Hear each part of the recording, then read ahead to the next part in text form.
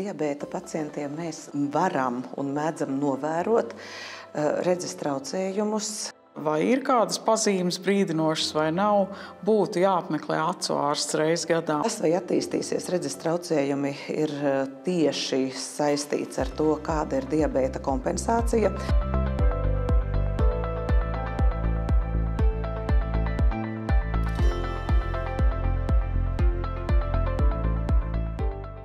Labdien! Roša veselības pusstundā ar ekspertu, un šodien mēs runāsim par acu trauslo veselību cukura diabēta gadījumā. Mani sauc Zane Degro, esmu medicīnas vērtību vadītāja kompānijā Roša Latvija. Un šodien mūsu sarunā piedalās eksperti, profesore Kristīna Baumane, Rīgas Austrumu Kliniskās universitātes slimnīcas oftalmoloģijas klīnikas vadītāja, un Gunta Freimane, Latvijas diabētu asociācijas valdes priekšsēdētāja. Labdien! Labdien. Cik tad cukura diabēts ir bieži sastopama saslimšana? Diabēta reģistrs nav Latvijas stiprā puse, bet tomēr tas ir aptuveni 100 000 cukura diabēta pacientu pašlaik Latvijā. Un uzreiz jāsaka, ka tās ir divas tādas visai atšķirīgas diabēta pacientu grupas. Pirmā tipa cukura diabēts ir diabēta pacientu skaits ir apmēram 5 līdz 7 tūkstoši pacientu, un tie ir biežāk gados jauni pacienti. Pirmā tipa cukura diabēts ir autoimūna slimība, kurai nav īsti tāda saistība ar šiem dzīvesveida faktoriem, kā mēs varbūt lielākā daļa esam pieraduši domāt par cukura diabētu, ka tā ir tātad dzīvesveida slimība 21. gadsimtā izplatīta.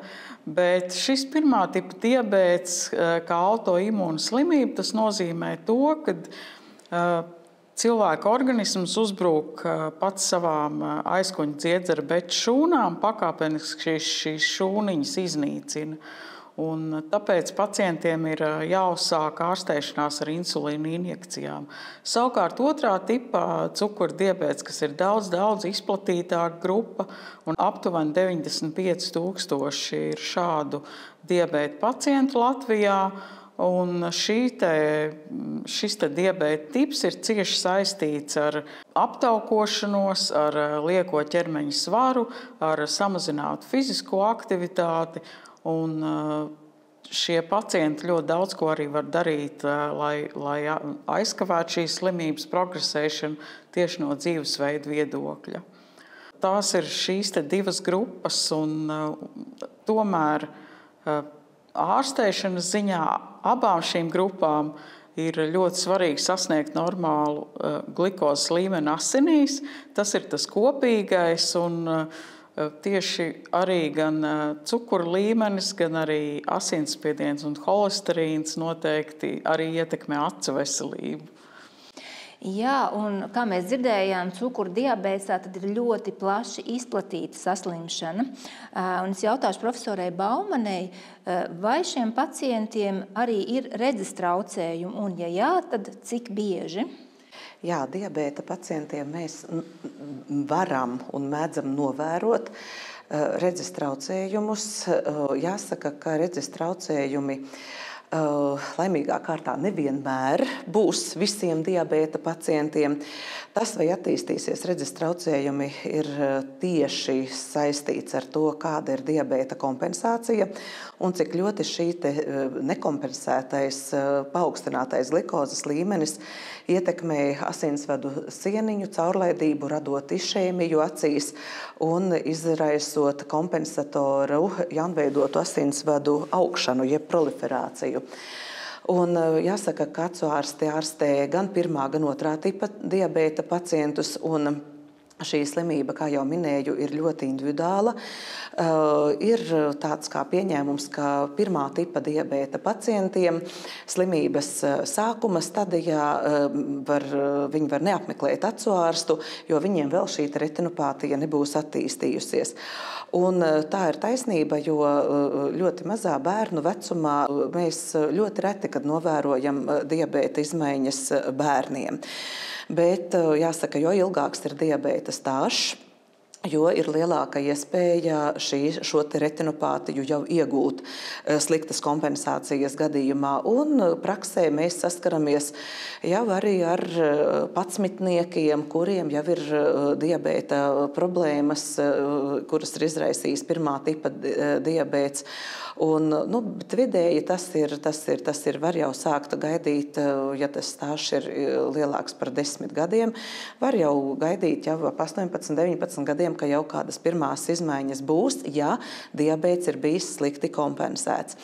Un, protams, ka mums acu ārstiem ir arī tādi šausmu stāsti, kur mēs jaunus cilvēkus apsekojot ieraugam, ka ir jau retinopātija tālu aizgājušā stadijā ar izteiktām komplikācijām. Un, protams, ka tādos gadījumos ir bēdīgi, jo prognoze uz ilgu un laimīgu dzīvi, saglabājot labas redzes funkcijas, ir sliktas.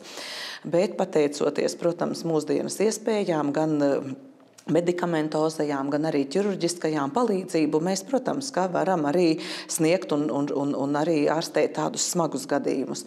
Runājot par otrā tipa diabēta pacientiem, diabēts var izraisīt gan kataraktu, lēcas duļķošanos, veicināt progresiju, var izraisīt diabētisku retinopātiju, bet jāsaka, katrs gadījums diabēta pacientiem ir individuāls un bieži vien šīs slimības arī kombinējas. Smagos gadījumos, diemžēl, diabēts var arī redzi atņemt pavisam, izraisot aklumu. Jā, tā tas ir. Un sakiet, lūdzu, varbūt Guntai jautāšu, kādi ir tie simptomi, ar kādiem pacienti sastopās, un kad vajadzētu pievērst uzmanību un griezties pie ārsta? Arī tad, ja mums šķiet, ka redze ir pilnīgi tāda pati, kā bija pirms gada, un nekas īsti nav mainījies, un mēs tikpat labi redzam visas tuvās un tālās lietas un vietas, kas mums vajadzīgas. Tikai ārsts var novērtēt, kāds tad īsti ir cukurdiabēta pacienta šis acu stāvoklis. Un to nevarēs izdarīt optometrists optikas veikalā, kurš paskatīsies jūsu redzes, teiksim, asumu un to, vai kādas brilles ir vajadzīgas vai nav. Nedomājot par to, vai ir kādas pazīmes brīdinošas vai nav, būtu jāapmeklē acu ārsts reiz gadā, un tas ir tiešām ļoti, ļoti svarīgi. Un jautāšu profesorai Baumanei, ar kādiem simptomiem pie jums griežas pacienti? Kādas ir tās sūdzības, ko pacienti pamana? Freimans kundze pieminēja optometristus un brilļu izrakstīšanu.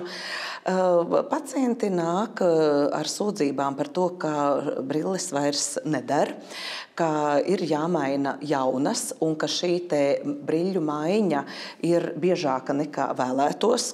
Viņi nāk un sūdzās par peldošiem apduļķojumiem acu priekšā. Diemžēl peldoši apduļķojumi, tāda sajūta, ka ir tā kā mats acu priekšā vai tādi kā peldoši diegi vai tāds izplūdusi migliņa. Tās ir biežas sūdzības, kad acī notiek asins izplūdums no jaunveidotajiem asinsvadiem, jeb mēs to saucam par hemoftalmu. No ļoti viegliem asins izplūdumiem, kas paši daudz neko netraucējot uzsūcas kādu pāris dienu laikā, nedēļas laikā, un varbūt arī tik intensīvi asins izplūdumi, kas pilnībā, samazina redzi. Tad sūdzības var būt par burtu izkrišanu lasīšanas laikā, par līniju kropļošanos. Īpaši izteikta līnija kropļošanās ir tajos gadījumos, kad tuvu tīklenes centrālajai daļai arī attīstās tīklenes tūska, jeb diabēta makulopātija.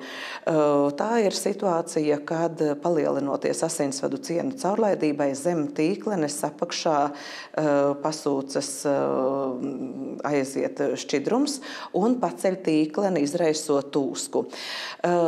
Tūsku var konstatēt oftalmologs ar savu apskates laikā, bet ir speciāla izmeklēšanas metode, kas mūsdienās ir praktiski viena no pamat izmeklēšanas metodēm oftalmoloģijā. Tā ir okulārā koherences tomogrāfija, jeb kā mēs no angļu valodas viņu saīsināti saucam OCT metode, un šo saīsinājumu lieto arī oftalmologi un arī paši pacienti, kad ļoti precīzi pa slāņiem var pārbaudīt tīklenes biezumu, un šī metode arī palīdz sekot ārstēšanas efektivitātei, kā saka, tāds mūsu jau pēdējo vairāk kā 10 gadu ieguvums oftalmoloģijā.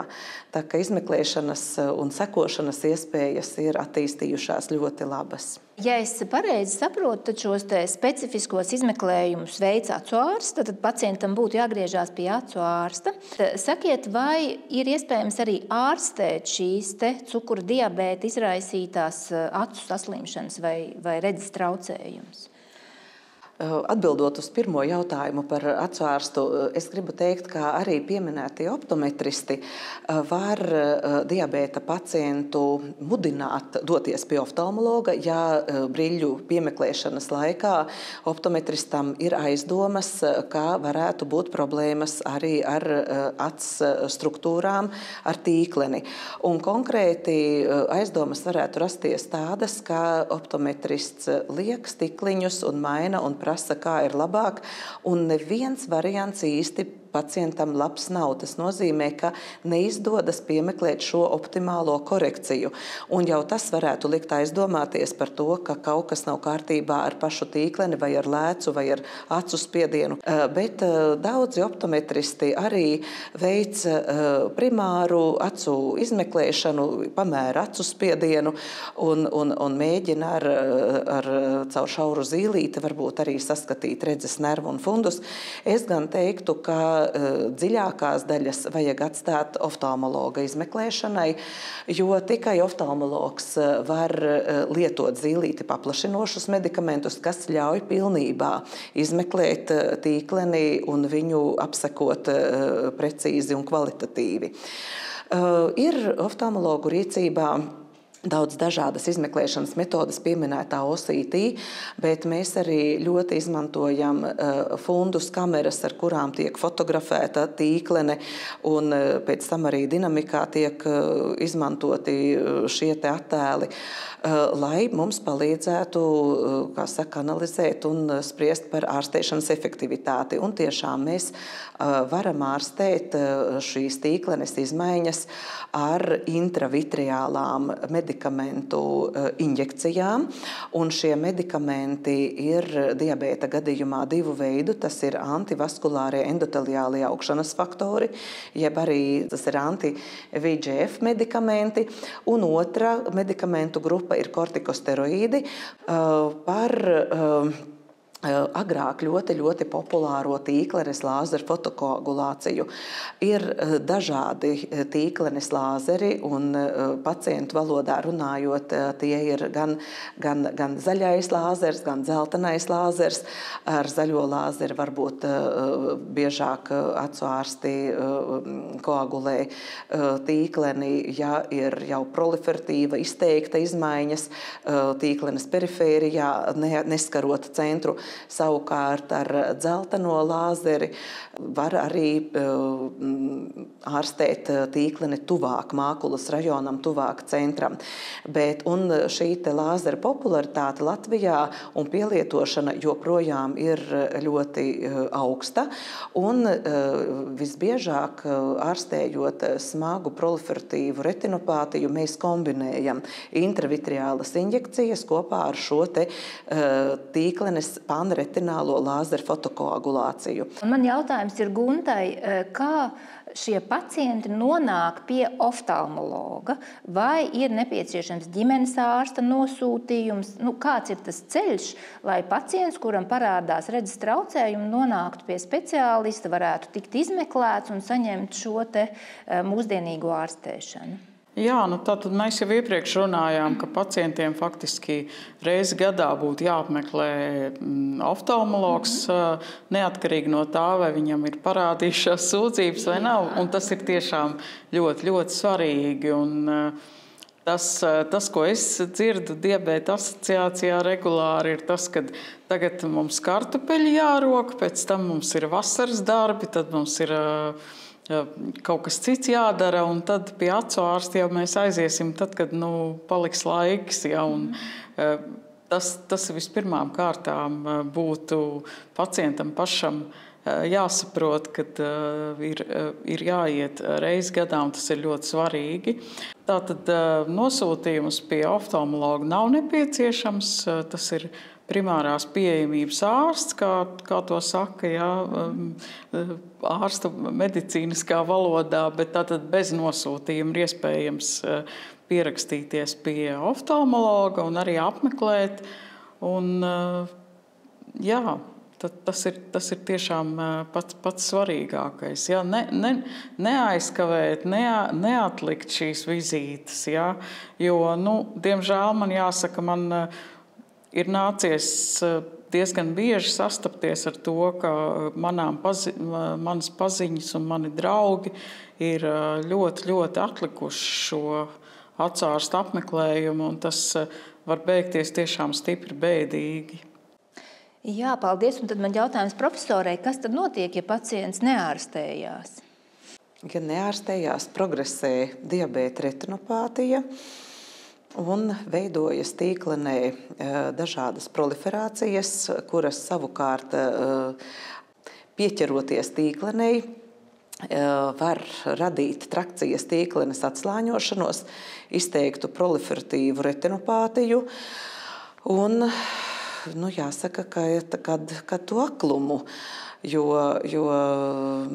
proliferatīva retinopātija ar šiem te jaunveidotajiem asinsvadiem, kas periodiski var dot asins izplūdumus, ir arī ļoti grūti ārstējama ķirurģiskā veidā. Un, profesor, pēc jūsu teiktā, ja pacients neārstējās, tad viņam tas var draudēt ar aklumu. Ja viņš griežās novēlot, tad šī ārstēšana ir ļoti komplicēta. Bet mans jautājums ir, jūs pieminējāt šīs intravitreālās injekcijas. Vai tas ir kāds terapijas kurs, vai tā ir viena injekcija? Ar ko pacientam ir jārēķinās un cik ilgi ir šī terapija? Jā, šī terapija ir, jāsaka, individuāla atkarībā no diabēta stadijas, jo, ja pacientam ir agrīna diabēta retinopātijas stadija, tā ir neproliferatīva, un, teiksim, acu ārsts rekomendē šo intravitreālo injekciju, lai aizkavētu, teiksim, šo te neproliferatīvās stadijas pāreju proliferatīvajā. Ļoti iespējams, ka pietiks ar vienu vai vairākām injekcijām, vienlaicīgi arī rūpējoties par glikēmijas kontroli un holesterīna kontroli un asinsspiediena kontroli. Un uzlabojot diabēta kompensācijas rādītājus, arī mums izdodas apturēt šo te retinopātijas progresiju. Bet ja pacientam jau ir smaga proliferatīva retinopātija un diabēta stāsts un šī diabēta kompensācija nav laba, tad mēs, protams, ka mēs sagaidām, ka šī tīklenes retinopātijas attīstība arī notiks. Un tādos gadījumos ir vairākas schēmas, kā mēs rekomendējam ārstēšanu un novērošanu šiem pacientiem. Ir medikamenti, kuriem ir no ražotāja jau zināmas schēmas, ka ir, piemēram, 3 piesātinošās devas, un pēc tam reizi 2 mēnešos ir nepieciešams ierasties uz šo te intravitreālo injekciju. Dotajā brīdī ir arī pārsvarā pieejami medikamenti, kurus rekomendē reizi mēnesī injicēt. Ir arī ārstēšanas schēmas, kad pacients ierodas pie ārsta un viņu pārbauda, viņu injicē tikai tajā gadījumā, ja ir, teiksim, konstatēta ūsku vai situācijas pasliktināšanos. Bet tāpēc pasaulē tiek veikti klīniski pētījumi ar jaunām molekulām un ar arī devu palielināšanu esošajām molekulām, lai pēc iespējas retāk būtu nepieciešams šīs injekcijas veikt.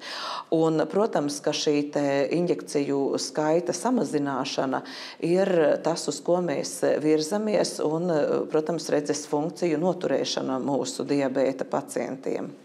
Es domāju, mūsu sarunā mēs esam noskaidrojuši, ka redze un acu veselība ir ļoti cieši saistīta ar cukura diabētu. Ir daudzi un dažādi faktori, kas ietekmē šo slimības gaitu, tai skaitā arī pacientu redzi. Un noslēgumā es gribētu lūgt jūs novēlējumu pacientam, kas būtu pēc jūsu ieskatiem pats būtiskākais, kas būtu jāievēro cukura diabēta pacientam, lai viņš šo dzīves kvalitāti un veselību saglabātu pēc iespējas ilgāk un labākā kvalitātē. Kā jau arī profesori teica, tad ļoti liela nozīme ir arī šim glikozes līmenim. Un vispirms vajadzētu arī katram diabēta pacientam cīnīties, lai šis glikozes līmenis būtu normāls, jo tā mēs arī acis varam saglabāt. Šeit atkal